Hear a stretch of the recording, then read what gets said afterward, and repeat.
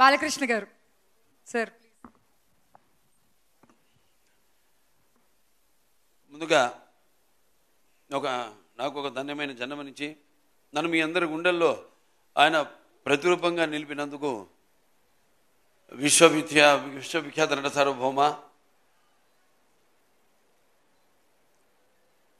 విశ్వానికే నట విశ్వరూపం ఎలా ఉంటుందో చూపించిన కారణ జన్ముడు మా నాన్నగారు, నా గురువు, నా దైవం, విశ్వవిఖ్యాత నట సార్వభౌమ నటరత్న పద్మశ్రీ డాక్టర్ నందమూరి తారక రామారావు గారిని తలుచుకుంటూ అందరికీ ఇవాళ చాలా వింతగా ఉంది. అంటే ఇది సినిమా రిలీజా లేకపోతే ఇప్పుడు సినిమాల ముందు మనం చేసుకునే ఘట్టాలు ఉంటాయి, ఆ ఘట్టాలు ఒక ఘట్టంగా నాకు ఒక అనుభూతి. అంటే ఒక ప్రీ లాంచ్ అంటాం, లేకపోతే ఒక ఆడియో ఫంక్షన్ అంటాం, దాని తర్వాత సినిమా రిలీజ్ అయ్యాక ఒక 100 రోజుల ఫంక్షన్ అంటాం, మళ్ళీ జరుపుకుంటాం 100 రోజులు. రేపు ఎల్లుండి రిలీజ్ అవుతుంది ఈ సినిమా ప్రీ రిలీజు.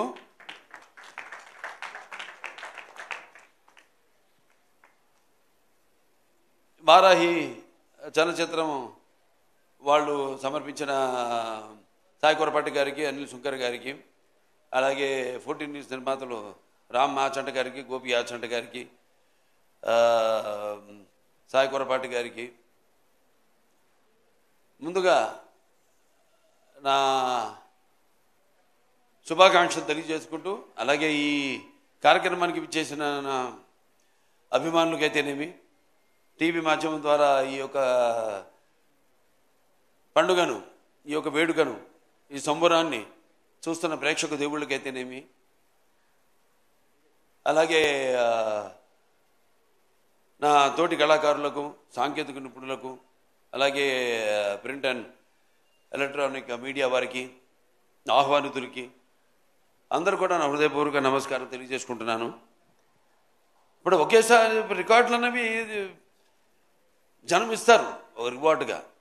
ఎందుకంటే ఒక తీసిన సినిమా మంచి ఉద్దేశం తీసింది అయితే తప్పకుండా ఆ సినిమాని ఆదరిస్తారు, వెన్ను తట్టి ఇంకా మంచి సినిమాలు ఇలాంటివి మాకు అందజేయండి అని ప్రోత్సహిస్తారు.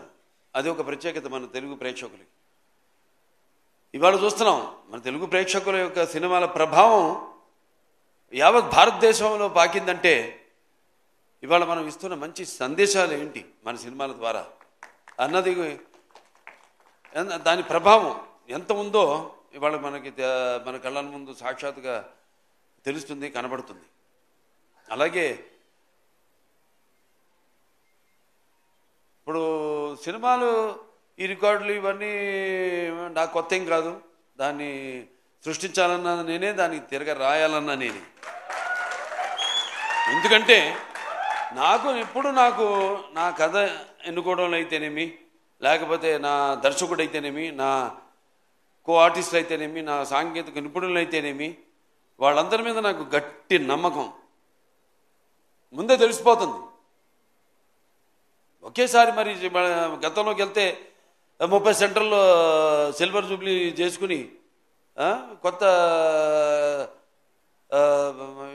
భారతదేశంలో కొత్త రికార్డుని సృష్టించింది సమరసింహారెడ్డి.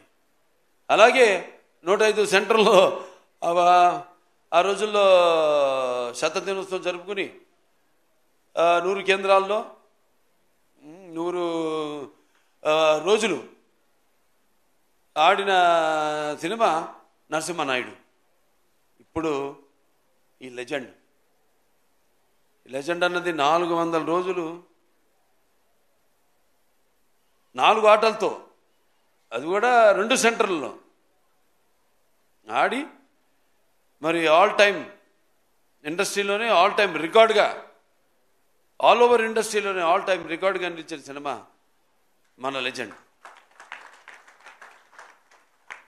అలాగే 1116 రోజులు 4 ఆటలతో ఆడి మరొక కొత్త రికార్డుని, ఈ 4 అంకెల రోజుల్ని దాటిన మన సౌత్ ఇండియాలో ఏకైక సినిమా మన లెజెండ్. అంటే ప్రేక్షకులు ఆదరిస్తున్నారంటే సినిమా కేవలం వినోదానికే కాదు, ఒక బాధ్యత. అదే మేము తీసుకుంటాం. ఇప్పుడు నా ప్రతి సినిమాలో ఏదో ఒక సందేశం ఉంటుంది. అంటే ఒక సినిమా అంటే దానికి మనం సమాజం పట్ల స్పృహ, అలాగే రాజకీయంగా వాడికి ఒక చైతన్యం జనంలో కలిగించాలి ఎప్పుడు సినిమాల ద్వారా అన్న ఆలోచనతోనే ఏ సినిమా అయినా దాని కథాంశాన్ని ఎన్నుకోవడం జరుగుతుంది. అలా అంటే సెంటిమెంట్స్ కావచ్చు, వీరసింహారెడ్డి సినిమా లాంటి సెంటిమెంట్ కావచ్చు, లేకపోతే మొన్న రిలీజ్ అయిన నేలకొండ భగవంత్ కేసరి కావచ్చు, మహిళలు, ఈ సినిమాలు మహిళలకు ఇచ్చిన సందేశం. అలాగే నేలకొండ భగవంత్ కేసరి కానివ్వండి, ఒక అన్నా చెల్లెళ్ళ రక్త సంబంధం కానివ్వండి, ఒక వీరసింహారెడ్డిలో ఇవన్నీ సినిమాలు చూసుకుంటే అంటే ఇవాళ నాకు అనిపిస్తుంది, నాకు అదృష్టం కలిగిందని. ఆ కళమ్మ తల్లి చల్లని ఆశీస్సులు, ఆవిడ ఆశీస్సులు, కళమ్మ తల్లి ఆశీస్సులు, తన తల్లిదండ్రుల యొక్క ఆశీస్సులు ఉండబట్టి ప్రేక్షకులు, మన తెలుగు ప్రేక్షకుల ఒక ప్రత్యేకత అది. నేను అన్నాను ఇంతకుముందు, ఎప్పుడు ఏ కొత్త సినిమానైనా వాళ్ళు ఆదరిస్తాను. సో మనం ఎప్పుడు దానికంటే ఒక ముందు ఆలోచించాలి. ఎందుకంటే సినిమా అన్నది ఇప్పుడు దైనందిన కార్యకలాపాలతో సతమతమవుతూ అన్న వస్త్రాలు అనే అవసరంతో పాటు సినిమాను కూడా ఎంచుకున్నారు జనం. కానీ ఇవాళ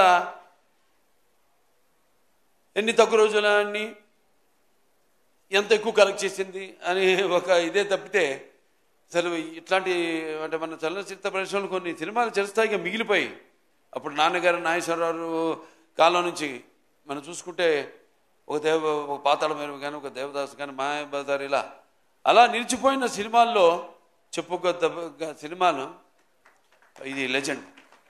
ఒక సింహ కానివ్వండి, ఒక లెజెండ్ కానివ్వండి, ఒక అఖండ కానివ్వండి, ఇవన్నీ కూడా, అలాగే మన నేలకొండ భగవంత్ కేసరి కానివ్వండి, ఇవన్నీ కూడా అదొక తృప్తిని, అంటే తృప్తిని ఇవ్వలా, ఇంకా కసి పెంచింది. ఇంకా మంచి సినిమాలు అందించాలి. ఎస్, మనం వెళుతున్న రూట్ కరెక్ట్. సో ఆ రూట్లోనే వెళ్తూ ప్రజలు ఇస్తున్న ప్రోత్సాహంతో ఇంకా మంచి మంచి సినిమాలు ఇవ్వాలని ఒక తాపత్రయం.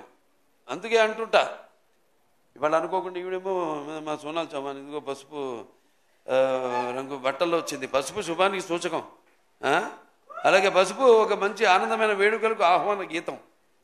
పసుపు అనేది ఒక సంక్షేమానికి ఒక నిర్వచనం. అలాగే పసుపు అనేది ఒక అభివృద్ధికి ఒక నిదర్శనం. అలాగే పసుపు అన్నది ఆత్మాభిమానానికి ఒక నిలువెత్తు రూపం. అలాగే పసుపు అన్నది ఆత్మ గౌరవానికి ఎగరేసిన కేతనం. అటువంటి బ్రహ్మాండమైన శుభసూచకం నేను చెప్పేది. ఎందుకు శుభసూచకం చెప్తున్నానంటే 2014లో అప్పుడు ఎలక్షన్స్ ముందు విడుదలైంది సినిమా లెజెండ్.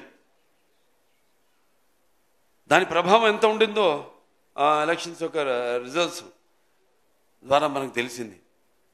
ఇవాళ మళ్ళీ రేపు ఎన్నికలు రాబోతున్నాయి. మేము ప్రతి సినిమాలో కూడా ముందే ఊహించి 10 ఏళ్ళ తర్వాత జరగబోయేది ఎప్పుడో లెజెండ్లో చెప్పాము, అఖండాలో చెప్పాము. ఎలా ఇక నేను ఎక్కువ రాజకీయాలు మాట్లాడదలుచుకోలే, ఇక రేపటి నుంచి ప్రచారం ఉంది, అక్కడ మాట్లాడతాను. ఏమేమి జరగబోతాయో ముందుగానే మేము ఊహించి వాటి గురించి చెప్పడం, అవి వాళ్ళ నిజం కావడం. సో ఇవన్నీ ఏంటంటే మాకు నేను చెప్పాను, మనకంటే జరగబోయేది అది యాదృచ్ఛికమో కాకతాళీయమో అది మాకు ఒక మన స్ఫురణలోకి రావడం, అది చూపించడం, అలాగే ఇప్పుడు జరగడం, ఇప్పుడు ఆ సంఘటనలు ఇప్పుడు జరగడం అన్నది దురదృష్టవశాత్తు నిజ జీవితంలో మనం చూస్తున్నాం. సో ఎంత ప్రభావం, ఎంత సినిమా మాధ్యమం అన్నది ఎంత ప్రభావం ఉంటుందో అది రేపు ఎలక్షన్లో చూడబోతున్నారు మీరు. మళ్ళీ సినిమా అనుకోకుండా నేను 50 ఏళ్ళైంది ఇండస్ట్రీలోకి, ఏంటి వయసు ఇంకా తక్కువే, నేను 50 ఏళ్ళైంది ఇండస్ట్రీలోకి వచ్చి.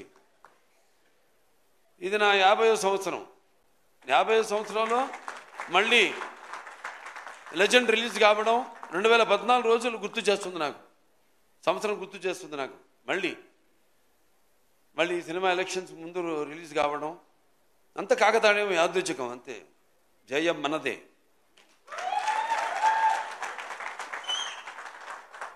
అలాగే మరి సినిమాకు పనిచేసిన దర్శకుడు బోయపాటి గురించి గారికి నేను ఎన్నోసార్లు ఆయన గురించి చెప్పాను. మేము ఒక సినిమా అయిందంటే రెండో సినిమా గురించి ఆలోచించాం.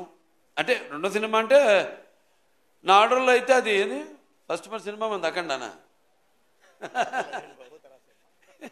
అట్లా అనిపిస్తుంది.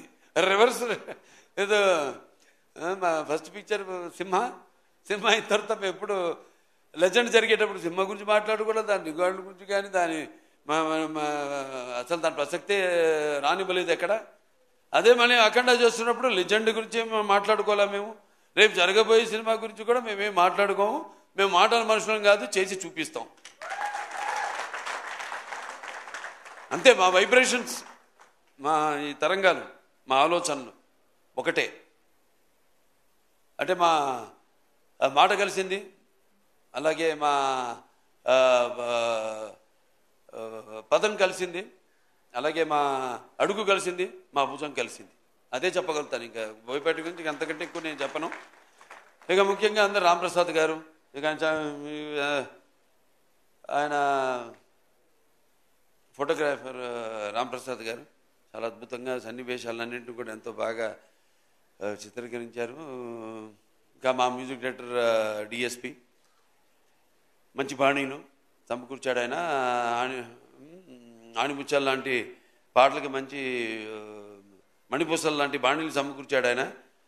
అలాగే ఇక మా అందరూ, ఇక మా ఎడిటరు కోటగిరి గారు, అలాగే మా ఆర్ట్ డైరెక్టర్ ప్రకాష్ గారు, అందరూ కూడా ఎంతో కష్టపడి ప్రతి ఆర్టిస్టులు ఉన్నారు ఇక్కడ అందరూ. ఇక్కడ సోనాల్ చౌహాన్ గారు అటు అందంతో పాటు ఆవిడ నటన అదర్ డైమెన్షన్ కూడా. అంటే ఒక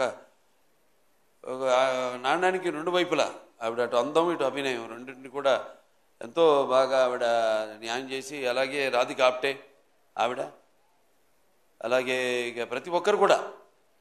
జగపతి బాబు గారి గురించి ప్రత్యేకంగా చెప్పాలి. ఆయన పాత్ర ఒప్పుకున్నందుకు, ఎందుకంటే ఆయన ఎంతో చూశాడు జీవితం. ఒక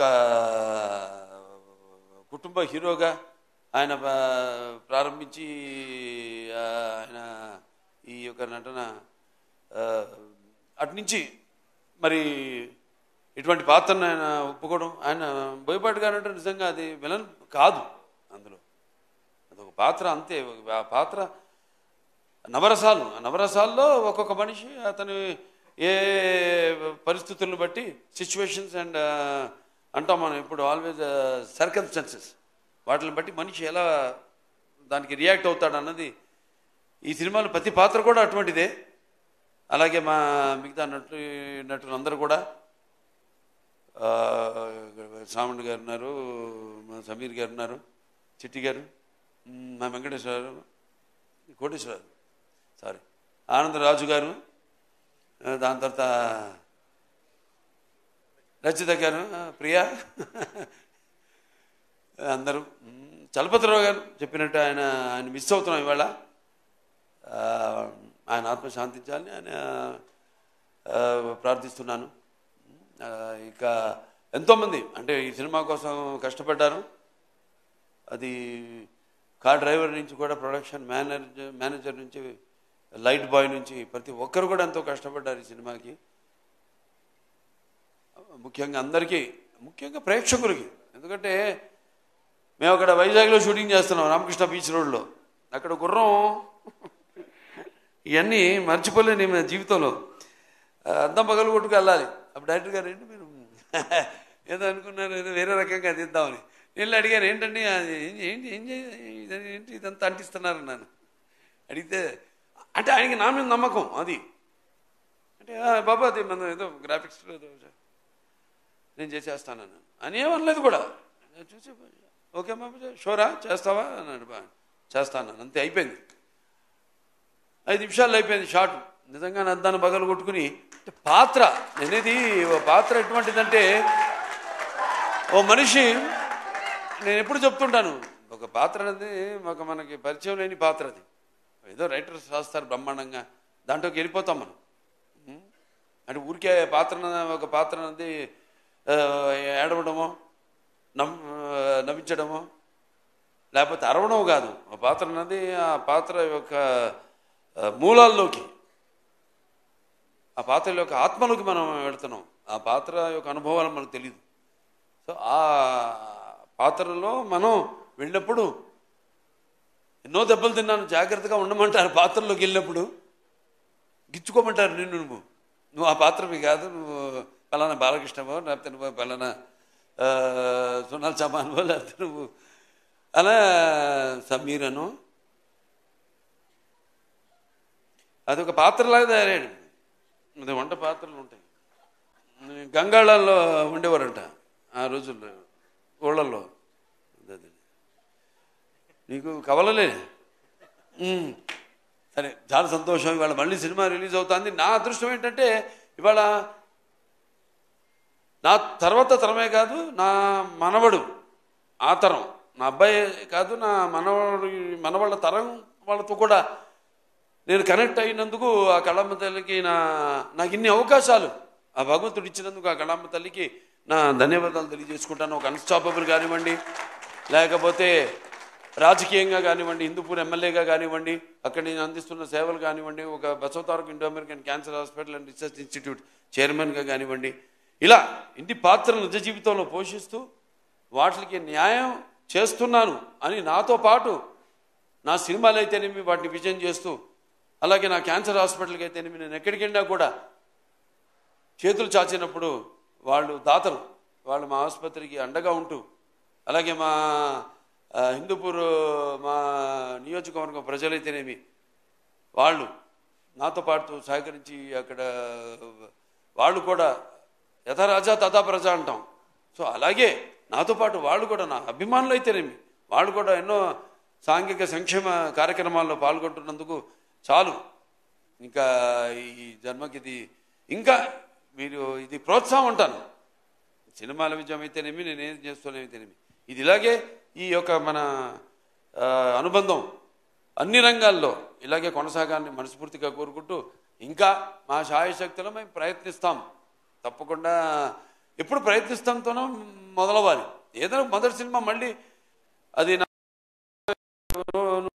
సినిమా ఇప్పుడు రాబోతుంది సినిమానే తీసుకుంటాం అది ప్రయత్నిస్తాను అన్న ఒక తపన అదే నన్ను ఇవాళ ఇలా అభిమానించే నటుడిగా మీ ముందు నన్ను నిలబెట్టిందని అన్నది నా సో మరొకసారి ఈ సినిమాని అంత విజయం అప్పుడు చేసినందుకు మరి రేపు చేయబోతున్నందుకు అందరూ కూడా నా ధన్యవాదాలు నా అభిమానులందరూ కూడా నా ధన్యవాదాలు అలాగే చలనచిత్ర పరిశ్రమకు కూడా ఇటువంటి మంచి సినిమాలు ఇంకా అందరూ కూడా అందించాలని మనస్ఫూర్తిగా కోరుకుంటూ నేను సెలవు తీసుకుంటున్నాను